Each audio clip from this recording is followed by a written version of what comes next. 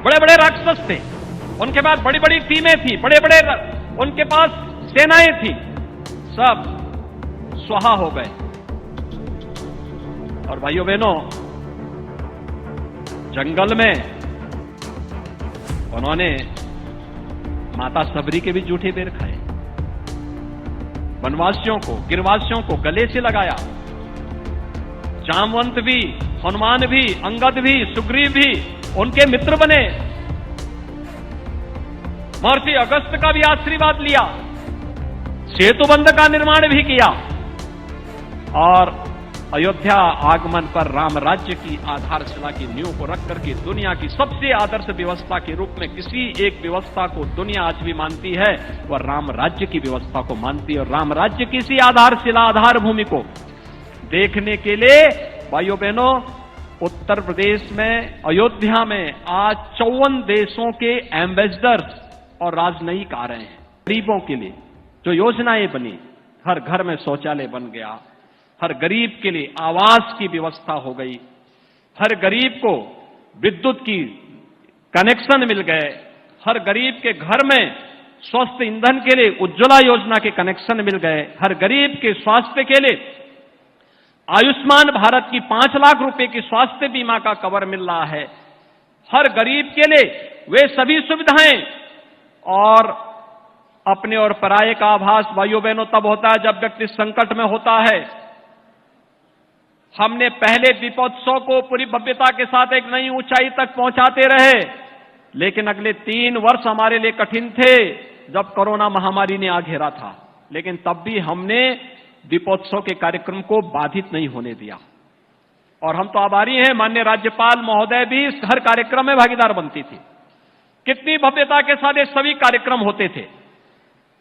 और उस समय फ्री में टेस्ट, फ्री में उपचार, फ्री में वैक्सीन, दुनिया के अंदर वैक्सीन फ्री में देकर के कोरोना जैसी दुनिया की इस सदी की सबसे बड़ी महामारी को ऐसे समाप्त किया प्रधानमंत्री जी ने, जैसे छू मंतर होकर के एकदम वैक्सीन रामबाण साबित हो गई। भारत का वैक्सीन सबसे प्रभावी हुआ। मात्र 9 महीने के अंदर वैक्सीन बन जाना आज तक कभी नहीं बन पाया, अकेले भारत ने बना के दिखाया। ये नेतृत्व का गुण है। और भाइयों बहनों, यही नहीं, इस दौरान कोई भूखमरी का शिकार भी न हो। अगर राम राज्य की बात कर रहे हैं, जाति, मत और मजहब के आधार पर नहीं, सर्वे भवन्तु सुखिनः सर्वे सन्तु निरामया के भाव के साथ कार्य करेंगे। सबका साथ और सबके विकास के भाव के साथ जो कार्य किया, वो परिणाम भी हमारे सामने। 80 करोड़ लोगों को पिछले 3 वर्षों, साढ़े 3 वर्षों से फ्री में राशन, और अगले 5 साल तक भी फ्री में राशन सबको प्राप्त होता रहेगा। किसी को चिंता करने की आवश्यकता नहीं, क्योंकि डबल इंजन की सरकार भगवान राम को आराध्य मान करके, आदर्श मान करके कार्य कर रही है। और उसी भगवान राम को आदर्श मान करके आज एक बार फिर हम सब अयोध्या में आए हैं। अयोध्या वासियों की जिम्मेदारी अब और ज्यादा बन रही है।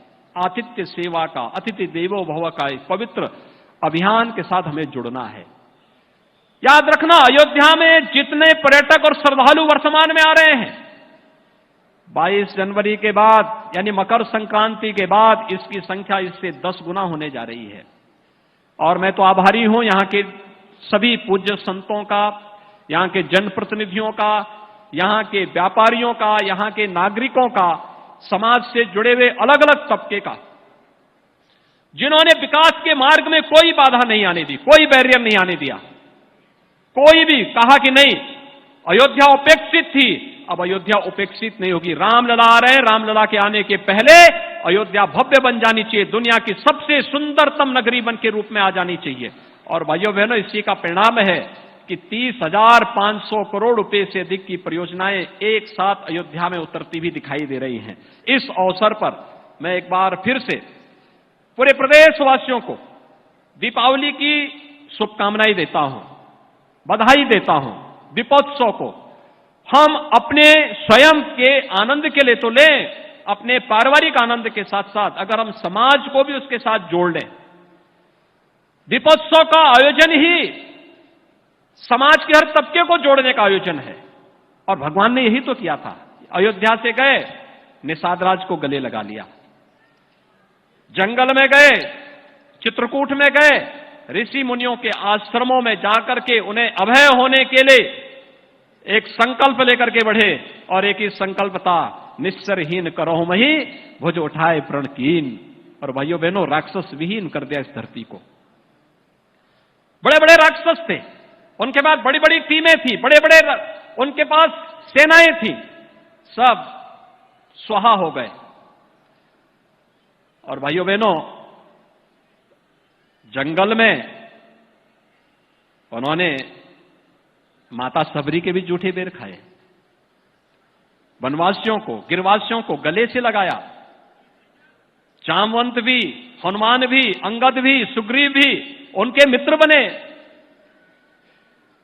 महर्षि अगस्त्य का भी आशीर्वाद लिया, सेतुबंध का निर्माण भी किया, और अयोध्या आगमन पर राम राज्य की आधारशिला की नींव को रख करके दुनिया की सबसे आदर्श व्यवस्था के रूप में किसी एक व्यवस्था को दुनिया आज भी मानती है, वह राम राज्य की व्यवस्था को मानती है। और राम राज्य की इसी आधारशिला, आधार भूमि को देखने के लिए भाइयों बहनों, उत्तर प्रदेश में अयोध्या में आज 54 देशों के एम्बेसडर्स और राजनयिक आ रहे हैं। कुछ ही देर में उनका आगमन होने जा रहा है। वे दीपोत्सव के साक्षी बनेंगे, सरयू आरती के साक्षी बनेंगे, और अयोध्या की इस भव्यता का अवलोकन अपनी आंखों से करेंगे। और सचमुच अयोध्या वासियों का अभिनंदन भी इस अवसर पर करने का सौभाग्य हम सबको प्राप्त होगा। और इसीलिए 22 जनवरी के इस महोत्सव के लिए हम सब तैयार, अभी से तैयारी शुरू करें। यह हम सब का अपना आयोजन बने। अयोध्या वासियों का, संतों का, हर व्यक्ति पूरे प्राणपण के साथ जुड़ करके श्री राम जन्मभूमि तीर्थ क्षेत्र ट्रस्ट के साथ मिलकर के, सरकार के साथ मिलकर के अगर इस कार्यक्रम के साथ हम जुड़ेंगे, भाइयों बहनों, हमारी अयोध्या दुनिया की सुंदरतम नगरी के रूप में स्थापित होगी। और इस विश्वास के साथ मैं आप सबको एक बार फिर से अपनी मंगल कामना देता हूं, दीपावली की हृदय से बधाई देता हूं, अपनी शुभकामनाएं देता हूं। और मुझे विश्वास है कि हम सब मिलकर के प्रभु श्री राम के भावनाओं के अनुरूप, उनके आदर्शों के अनुरूप अयोध्या को और उत्तर प्रदेश को बनाने के इस लक्ष्य की दिशा में अग्रसर होंगे। मैं एक बार फिर से आज के इस कार्यक्रम में महामहिम राज्यपाल जी का, पूज्य संतों का, आगत सभी अतिथियों का और दुनिया के 54 से अधिक देशों से आ रहे सभी राजनयिकों का हृदय से स्वागत और अभिनंदन करते हुए अपनी वाणी को यहीं पे विराम देता हूं। जय जय सीताराम, जय जय श्री राम।